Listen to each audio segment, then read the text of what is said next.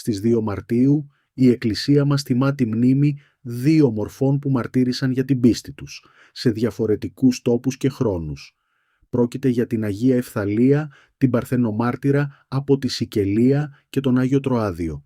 Και οι 2 αυτές γιορτές είναι σταθερές, ανήκουν δηλαδή πάντα στη δεύτερη μέρα του Μάρτη, αν και η Ευθαλία σε κάποια παλιά χειρόγραφα αναφέρεται και τον Αύγουστο. Σήμερα λοιπόν το εορτολόγιο έχει μια ξεχωριστή πληρότητα, αφού αγκαλιάζει και γυναικεία και ανδρικά ονόματα. Ας ξεκινήσουμε από τα ονόματα, γιατί σήμερα έχει μεγάλη γιορτή. Αν έχετε φίλες ή συγγενείς που λέγονται Ευθαλία, Θάλια, Θάλια, Ευθαλίτσα, Ευθαλιό, Θαλίτσα ή Θαλιό, αυτή είναι η μέρα τους. Αλλά η χάρη της ημέρας απλώνεται και στους άντρες. Γιορτάζουν όσοι λέγονται Τροάδιος, Τροάδης, Τροάδος, Τρόας, αλλά και όσες φέρουν τα ονόματα Τροάς, Τροάδα, Τροαδία, Τροάδη ή Τροαδίτσα. Είναι από εκείνες τις σπάνιες μέρες που τα ονόματα έχουν μια αρχοντιά και μια ιστορία που χάνεται στα βάθη των αιώνων. Και ποια ήταν αυτή η Αγία Ευθαλία? Η ιστορία της μοιάζει με δράμα γεμάτο πίστη, πάθος και ανθρώπινες αντιθέσεις. Φανταστείτε ένα σπίτι στη Σικελία, εκεί γύρω στα 250 μετά Χριστόν. Μια μητέρα, που κι αυτή λεγόταν Ευθαλία, υπέφερε από μια ανίατη ασθένεια, από εκείνες που οι γιατροί τότε δεν μπορούσαν να γιατρέψουν. Κάποια νύχτα είδε ένα όνειρο. Της εμφανίστηκαν 3 Άγιοι, ο Άλφιος, ο Φιλάδελφος και ο Κυπρίνος, και της είπαν πως η θεραπεία της βρισκόταν στην πίστη του Χριστού και στο βάπτισμα. Σαν ξύπνησε, δεν το σκέφτηκε ούτε στιγμή. Μαζί με την κόρη της, τη νεαρή Ευθαλία, βαφτίστηκαν χριστιανές και η μητέρα ως εκ θαύματος γιατρεύτηκε. Όμως, μέσα στην ίδια οικογένεια, ο γιος της, ο Σερμιλιανός, είχε αντίθετη γνώμη. Ήταν ειδωλολάτρης και η οργή του ήταν τυφλή. Έφτασε στο σημείο να θέλει να πνίξει την ίδια του τη μητέρα, που επέζησε μόνο χάρη σε μια υπηρέτρια που τη βοήθησε να ξεφύγει. Τότε η Αγία Ευθαλία, η κόρη, στάθηκε μπροστά του με θάρρος και τον μάλωσε για την πράξη του. Ο Σερμιλιανός τότε έγινε έξαλλος. Τη χτύπησε άγρια και για να την ταπεινώσει την παρέδωσε σε έναν δούλο του, διατάζοντάς τον να τη βιάσει.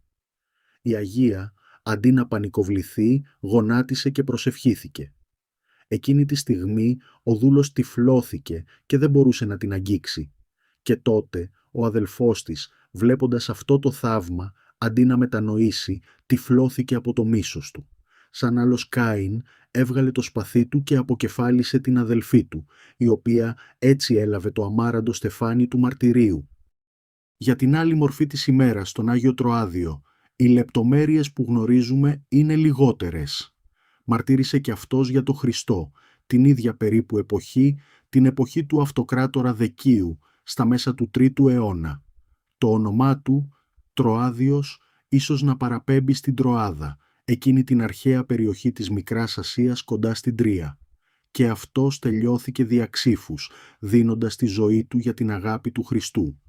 2 μαρτύρια, σε διαφορετικά σημεία, που η Εκκλησία τα ένωσε την ίδια ημέρα. Ένα πολύ σημαντικό κομμάτι που αφορά την τράπεζά μας. Σήμερα, στις 2 Μαρτίου, βρισκόμαστε στην καρδιά της Μεγάλης Τεσσαρακοστής. Η νηστεία αυτή είναι η αυστηρότερη όλου του χρόνου. Είναι ένα πνευματικό στάδιο προετοιμασίας για να ζήσουμε τα Άγια Πάθη και την Ανάσταση. Τις καθημερινές, Δευτέρα έως Παρασκευή, η νηστεία είναι χωρίς λάδι, δηλαδή τρώμε ξηροφαγία. Όμως η Εκκλησία, σαν καλή μητέρα, έχει μια παρηγοριά. Τα Σάββατα και τις Κυριακές επιτρέπεται η κατάλυση λαδιού και κρασιού, ακόμα και μέσα σε αυτή την αυστηρή περίοδο. Σήμερα λοιπόν, μία μέρα σαν τη σημερινή, που δεν συμπίπτει με κάποια μεγάλη εορτή και εφόσον δεν είναι Σάββατο ή Κυριακή, η νηστεία είναι συνεχιζόμενη και αυστηρή. Αλλά μην το βλέπουμε στενά. Η νηστεία δεν είναι ένα απλό διαιτολόγιο. Η Εκκλησία μας δίνει αυτή την εντολή για να μάθουμε να οριοθετούμε τις επιθυμίες μας, να ασκούμε την προαίρεσή μας. Όπως λέει ο Μέγας Βασίλειος, η νηστεία είναι το όπλο κατά του διαβόλου, γιατί με την νηστεία και την εγκράτεια ο άνθρωπος ξαναβρίσκει την υπακοή του στο Θεό, αυτή που έχασε ο Αδάμ στον Παράδεισο. Ας μιλήσουμε όμως και για το πώς ζούμε αυτή τη μέρα, για το τι πρέπει και τι δεν πρέπει. Καταρχάς, οι εκκλησιαστικές οδηγίες είναι ξεκάθαρες. Μέσα στη Μεγάλη Τεσσαρακοστή δεν τελούνται μυστήρια γάμων. Γιατί?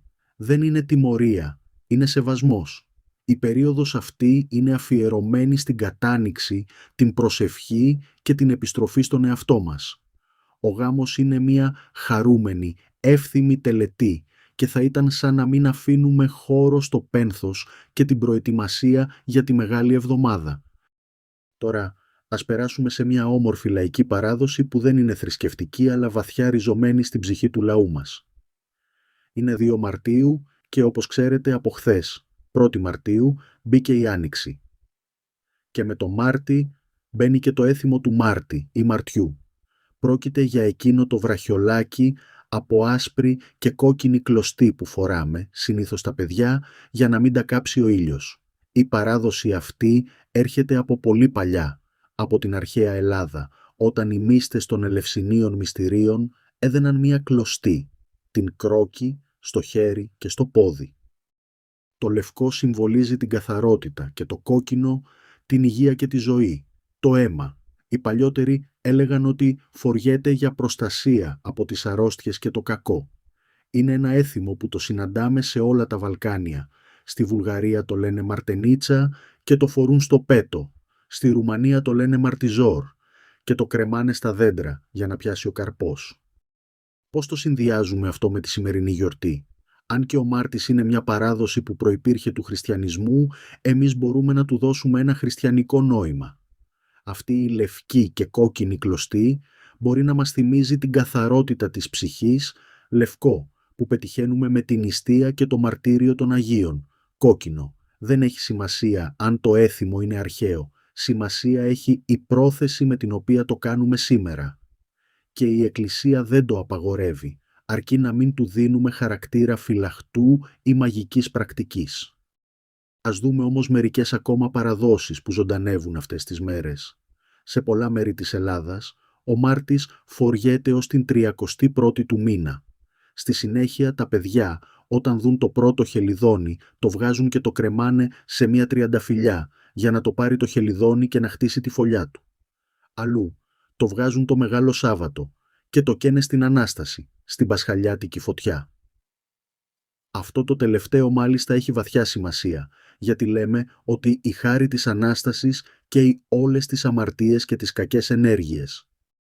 Ένα άλλο fun fact που ίσως δεν γνωρίζετε είναι ότι οι Βούλγαροι έχουν την Μπάμπα Μάρτα, μια μυθική γυναίκα που προσωποποιεί τον Μάρτη και φέρνει το τέλος του χειμώνα. Αν εκείνη χαμογελάσει, βγαίνει ο ήλιος.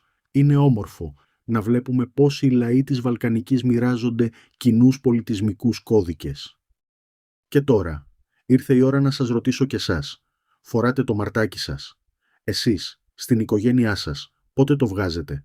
Το κρεμάτε σε δέντρο ή το φυλάτε μέχρι το Πάσχα? Γιορτάζει καμία Ευθαλία ή κανένα στροάδιο στο σπίτι σας? Χρόνια τους πολλά και ευλογημένα. Ας κλείσουμε με μια μικρή προσευχή, ζητώντας τη χάρη και το παράδειγμα αυτών των Αγίων.